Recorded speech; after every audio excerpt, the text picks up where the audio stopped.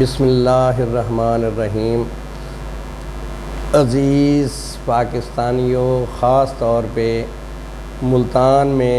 میں پچھلے 30 سال سے شوگر کے مریضوں کا علاج کر رہے ہیں۔ ہمارے ہاں اس علاقے میں جو لوگ شوگر کے مریض ہیں، اکثریت ان میں ایسے لوگوں کی ہے جن کو کھانے پینے کی عادات کا کوئی علم نہیں ہے۔ وہ صبح کھا لیتے ہیں تو پھر شام تک کچھ بھی نہیں کھاتے، یا شام کو کھا لیتے ہیں تو پھر صبح تک کچھ بھی نہیں کھاتے۔ ان کھانے کی عادتوں کی وجہ سے بھی خاصے لوگوں کو شوگر پیدا ہو گئی ہے، اور اس کے علاوہ ٹینشن، پریشانیاں، نیند کا پورا نہ ہونا، یہ بھی ایک اضافی وجوہات بنتی جا رہی ہیں شوگر کے بڑھنے کی۔ تو خاص طور پہ شوگر کے جو مریض ہمارے پاس آ رہے ہیں، ان کو ہم یہی سبق سکھا رہے ہیں کہ آپ کھانا جو ہے وہ ٹائم پہ کھائیں اور آرام مکمل کریں، اپنے آپ کو مشین مت بنائیں، اور کھانا ٹائم پہ کھانے کے علاوہ دوائی کا بھی ٹائم پہ کھانا بڑا ضروری ہے۔ کیونکہ لوگ کہتے ہیں کہ ہم نے شوگر کی دوائی کھا لی ہے، لیکن صبح 8 بجے کھا کے پھر وہ رات کو 10 بجے بھی کھا رہے ہوتے ہیں دوسری خوراک، نہیں تو 8 بجے کھا کے شام کو 5 بجے پھر کھا لیتے ہیں۔ یہ چھوٹی چھوٹی باتیں ہوتی ہیں جن کی وجہ سے شوگر کنٹرول میں نہیں آتی،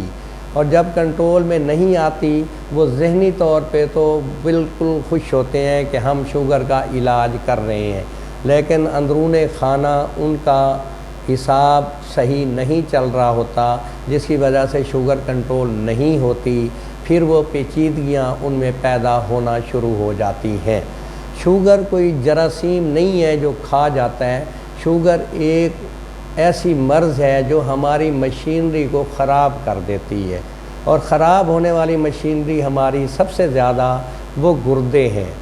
اور ایک دفعہ شوگر کنٹرول نہ ہو، گردوں میں جو فلٹریشن ہوتی ہے، جو پیشاب بنتا ہے، وہ مشین خراب ہو جاتی ہے، جس کی وجہ سے پیشاب بننا بند ہو جاتا ہے، پھر ہمیں مسائل کا شکار ہونا پڑتا ہے، ہمیں اپنے گردے دھلائی کروانے پڑتے ہیں۔ یہ تو ایک پیچیدگی ہے نا۔ اس کے علاوہ اگر آپ چلے جائیں تو پھر آپ کی آنکھوں پہ اثر ہو جاتا ہے، اور پھر بینائی ختم ہو جاتی ہے، اور ہمیشہ کے لیے ہی ختم ہو جاتی ہے۔ یہ چھوٹی چھوٹی باتیں جو بڑی بیماری کا پیش خیمہ بنتی ہیں۔ تو اس لیے ایک طرف تو ہم علاج بھی کر رہے ہوتے ہیں، لیکن اس کو پراپر طریقے سے نہیں کر پا رہے ہوتے۔ اگر نہیں کر پا رہے ہوتے پھر یہی مسائل: پہلا نمبر گردوں پہ اثر، دوسرا نمبر آنکھوں پہ اثر، تیسرا نمبر دل پہ اثر ہو جاتا ہے، اور چوتھا نمبر آپ کی پوری باڈی کی سکن جو ہے نا وہ بے حس ہو جاتی ہے، آپ کو پتہ ہی نہیں چلتا۔ پاؤں پہ زخم ہو جاتا ہے، آپ کا انگوٹھے میں اتنا بڑا زخم ہو جاتا ہے، تو وہ زخم کا مریض کو پتہ ہی نہیں چلتا، اور وہ ہوتا صرف شوگر کنٹرول نہ ہونے کی وجہ سے ہے۔ اور اگر آپ کا یہ زخم بڑھ جائے تو نوبت انگوٹھا کاٹنے کی آ جاتی ہے، نوبت پاؤں کاٹنے کی آ جاتی ہے، نوبت ٹانگ کاٹنے کی آ جاتی ہے۔ تو یہ چھوٹی چھوٹی باتیں ہیں جن کو اگر ہم شروع سے ہی اپنے کنٹرول میں کر لیں تو ہم بہت سے مصائب سے بچ سکتے ہیں، اور ان مصائب کا مسئلہ پھر سلجھانا بڑا مشکل کام ہے۔ ابھی تو چلیں 10 روپے 20 روپے کی گولی سے کام چل جاتا ہے، لیکن خدا نہ کرے پاؤں کاٹنا پڑ جاتا ہے تو ڈھیر سارے خرچے بھی ہوتے ہیں، اور بندہ جو ہے وہ اپنے آپ سے فارغ بھی ہو جاتا ہے، دوسرے کا محتاج ہو جاتا ہے، اٹھنا بیٹھنا۔ تو ایک گزارش یہی ہوگی کہ آپ ایک تو شوگر کنٹرول کرنے میں اپنی مدد آپ کریں، اس کو ٹائم پہ دوائی کا کھانا اور ٹائم پہ خوراک کا لینا یہ انتہائی ضروری ہے، اور پھر اپنے قریبی کسی ڈاکٹر سے رابطے میں رہیے گا، تاکہ آپ کے اتار چڑھاؤ کو کنٹرول کرنے میں ڈاکٹر ہیلپ کر سکتا ہے۔ اس میں آپ کی شوگر کی خوراک کو بڑھانا کم کرنا یہ ڈاکٹر کا کام ہے، تو وہ آپ کو ایڈجسٹ کر دے گا۔ تو یہ بیماری اس سے کوئی جراثیم بالکل نہیں ہوتے جو کہ آپ کو ٹی بی کی طرح کھا جائیں گے۔ یا کوئی ایسے جراثیم نہیں ہوتے جو کینسر کی طرح آپ کو ختم کر دیں گے، یہ تو آپ کے اپنے بس کی مسئلہ ہے، لیکن اگر کنٹرول نہ رہے تو یہ کینسر سے بھی بڑھ کے موذی مرض بن جاتی ہے۔ تو اس لیے وہ وقت آنے سے پہلے آپ کوشش کریں کہ آپ کا شوگر لیول کنٹرول رہے۔ تو یہ کوئی بیماری نہیں ہے،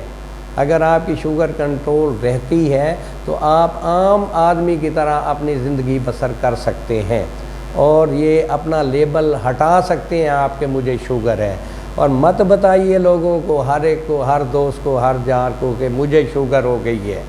اور کوئی بھی آپ کو مشورے ڈھیر سارے دیں گے جو کہ ناکارہ مشورے ہوں گے، آپ کے فائدے کے کچھ نہیں ہوگا۔ بس آپ کا کام صرف یہ ہے کہ آپ کا جو نزدیک ترین جنرل پریکٹیشنر فیملی فزیشین ہو اس سے رابطے میں رہیے، اور 15 دن کے بعد، 10 دن کے بعد، اب تو میٹر چھوٹے چھوٹے آ گئے ہیں، لوگ گھروں میں بھی رکھ کے بیٹھے ہوئے ہیں، اور وہ اس سے بلڈ گلوکوز شوگر اپنی چیک کرتے رہتے ہیں، اور اس سے کنٹرول میں انہیں ہیلپ ملتی رہتی ہے، بجائے اس کے لیبارٹری جانا آسان کام نہیں ہوتا۔ بندہ مثلا اس کا سستی کا شکار ہو جاتا ہے کہ یار اب میں روزانہ کیسے جاؤں لیبارٹری میں چیک کروانے کے لیے، تو گھر میں مشین پڑی ہو، بچے ٹرینڈ ہو جاتے ہیں، وہ خود ہی کر کے آپ کو بتا دیتے ہیں کہ جی، اور بلکہ یہ کام تو آپ گھر میں بچوں کے ذمے لگائیں کہ وہ آپ کو ٹائم پہ شوگر چیک کریں، آپ کو ٹائم پہ کھانا کھلائیں، آپ کو ٹائم پہ دوائی کھلائیں۔ تو میرا نہیں خیال، بلکہ برڈ لیول کی یہ بات ہے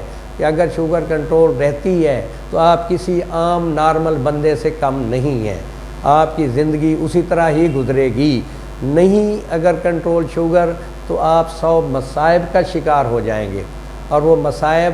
صرف آپ تک بھی نہیں، آپ کی پوری فیملی تک اس کے اثرات آئیں گے۔ تو میرا مشورہ یہی ہوگا کہ آپ اپنی شوگر کو کسی نہ کسی طرح سے کنٹرول میں رکھیں۔ تو یہ کوئی بڑی بیماری نہیں ہے، بلکہ یہ ہمیں پیغام ہر دوسرے شوگر والے مریض کو دینا چاہیے کہ آپ اپنے آپ کو لائن پہ لانے کے لیے کن